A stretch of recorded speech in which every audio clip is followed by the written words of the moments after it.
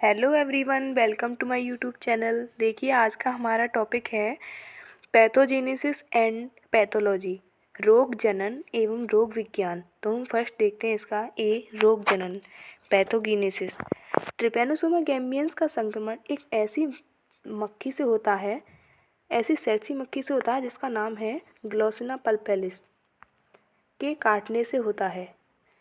नर एवं मादा दोनों ही सेड्सी मक्खियाँ रुधिर चूसती हैं अतः संक्रमण संचारित कर सकती हैं। ये मक्खियाँ ज़्यादातर जो है सुबह के समय और शाम के समय रुधिर चूसती हैं। मक्खी के काटने से लार के साथ परजीवी के अनुचक्री रूप अधस त्वचा में स्थित रुधिर कुंड में पहुंच जाते हैं। जब तक परजीवी अधस्त्वचीय रूट की अवकाशों में गुणन करते हैं, ये परपोषी के रुधिर प्रवाह में सामान्य रूप से या तो अनुपस्थित रहते हैं या फिर केवल एक परिधीय रुधिर तक सीमित रहते हैं।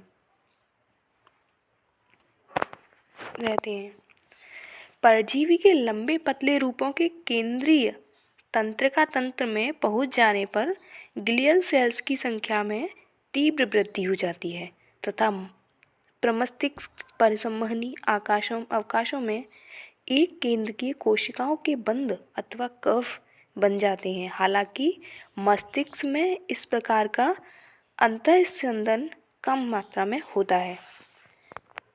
ये इसका चित्र है, देखिए इसमें सब दिया गया है। और इससे आगे चलते हैं, ये हमारा पैथोलॉजी, रोग विज्ञान। देखिए इसमें 4 चीज़ें दी हुई हैं। इसमें 4 चीज़ें इसके बारे में बताया गया है। फर्स्ट है लक्षण एवं रोग, सेकंड है निदान, थर्ड है उपचार, चौथा है रोग निरोधन। तो हम इसका फर्स्ट देखते हैं, पहले लक्षण एवं रोग। देखिए संक्रमण की प्राथमिक अवस्था में सेड्सी मक्खी द्वारा काटे गए स्थल पर एक ट्रिपैनोसोमल रजित व्रण होता है, ट्राइपेनोसोमल चार्ज विकसित होता है। यह एक लाल रंग की दृढ़ कष्टदायी गांठ होती है, रेड कलर की, ऐसी एक बहुत ज़्यादा दर्द करने वाली और बहुत ज़्यादा कष्ट देती है, ऐसी एक गांठ होती है जो 1 से 3 सप्ताह में खुद ही अपने आप समाप्त हो जाती है। ये है और इसकी दूसरी अवस्था, संक्रमण की द्वितीय अवस्था में परजीवी रुधिर प्रवाह में प्रवेश करके लसिका गांठों एवं अन्य अंगों के ऊतकीय अवकाशों में पहुंच जाते हैं। इस अवस्था के प्रमुख लक्षण, इसके ज़्यादातर प्रमुख लक्षण हैं जैसे हल्का अनियमित एवं ज्वर, जैसे हल्का हल्का अनियमित मतलब कभी भी आ जाता है, ऐसा ज्वर रहता है, जैसे रिक्वायरमेंट फीवर, पीठ सिर दर्द, हृदय स्पंदन में वृद्धि, त्वचा पर अनियमित ददोरे, स्किन रैशेस जो हो जाते हैं तथा चेहरे पर कभी कभी सूजन आ जाती है आदि। लसिका गांठों में अपवृद्धि होती है तथा यकृत एवं प्लीहा में भी कुछ अवृद्धि हो जाती है। इसके पश्चात रोगी में रक्त अल्पता में हो जाती है। इसकी तीसरी अवस्था है संक्रमण की तृतीय अवस्था में परजीवी केंद्रीय तंत्रिका तंत्र के मस्तिष्क मेरुद्रव में प्रवेश कर जाते हैं, इसके मस्तिष्क में सिर में प्रवेश कर जाते हैं। इस दशा में रोगी में क्रमिक तनिका मस्तिष्क शोथ विकसित होने लगता है, जिसकी परिणति निद्रा रोग में होती है। मतलब इसे निद्रा रोग हो जाता है। अंतिम अवस्था में रोगी दुर्बल एवं क्षीण हो जाता है, जिससे बहुत ज़्यादा कमजोरी आ जाती है, उसमें दुर्बल हो जाता है, चिड़चिड़ा हो जाता है और गहरी नींद में चला जाता है। जब कोई ज़्यादा दुर्बल या कमजोरी आ जाती है जिसमें, तो उसे नींद तो वैसे ही आने लगती है, तो वो कोमा में, गहरी नींद कोमा में चला जाता है। अंततः रोगी की मृत्यु हो जाती है। अब देखते हैं आगे, इसका सेकंड है निदान। ट्रिपैनोसोमियासिस के निदान हेतु निम्नलिखित कर्मों में ट्रिपैनोसोमा के निर्देशित रूपों को निर्देशित किया गया है।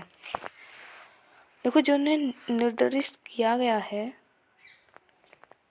फर्स्ट है उसमें परधीय रुधिर, सेकंड है अदर्गीय वेदन, एक्सटर्नल पुक्चर द्वारा प्राप्त अस्थिमज्जा बोन मैरो। तीसरा है पश्चग्रीवा क्षेत्र की लसिका गांठों से निकाला गया तरल। चौथा है कटिवेधन लैम्बर पिक्चर द्वारा प्राप्त मस्तिष्क मेरुद्रव। अब देखते हैं इसके उपचार के बारे में। इसका उपचार कैसे किया जाता है, तो देखिए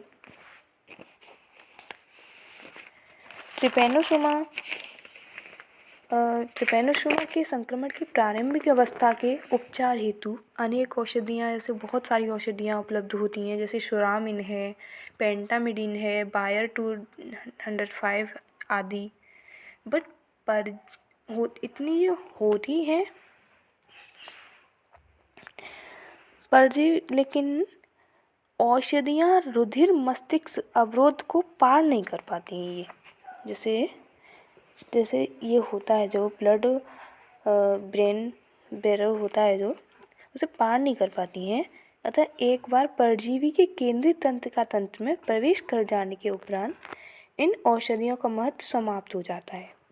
परजीवी के केंद्रीय तंत्र में प्रविष्ट हो जाने के उपरांत उपचार हेतु आर्सेनिक यौगिक की आवश्यकता होती है। जैसे कुछ आर्सेनिक यौगिक औषधियों के उदाहरण भी हैं, हम दिए हुए हैं, जैसे टाइपरसेमाइड है, मेलार्सिन है, ट्राइमेलार्सिन है, मेलार्सोप्रोल आदि। लेकिन जो आजकल जो है ये ट्राइपरसेमाइड जो है, इसकी स्थान पर नाइट्रोफुरोजोन का अधिक उपयोग किया जा रहा है। चौथा देखते हैं हम रोग निरोधन। तो ये रोग निरोधन, इसमें गैम्बियन या अफ्रीकन ट्रिपैनोसोमियसिस रोग के निरोधन हेतु इस रोग के वाहक सेट्सी मक्खी ग्लोसिना पल्पैलिस का उन्मूलन अथवा उससे बचाव करना आवश्यक होता है। जैसे इसके कुछ उपाय भी दिए गए हैं, जैसे वाहक के आवास का विनाश करके, कीटनाशकों का छिड़काव करके मक्खी की जीव संख्या को बहुत कम किया जा सकता है।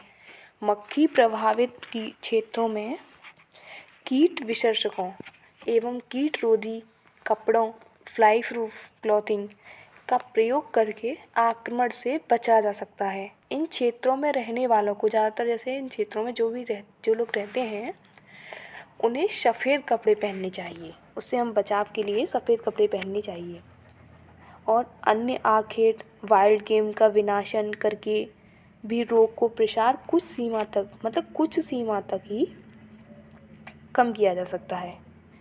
उसमें जैसे पेंटामिडिन नामक औषधि एक होती है। पेंटामिडिन नामक औषधि गैम्बियन रोग के विरुद्ध प्रभावी कार्य करती है। ये इस औषधि के 4 mg/kg की दर से, अतः पेशी इंजेक्शन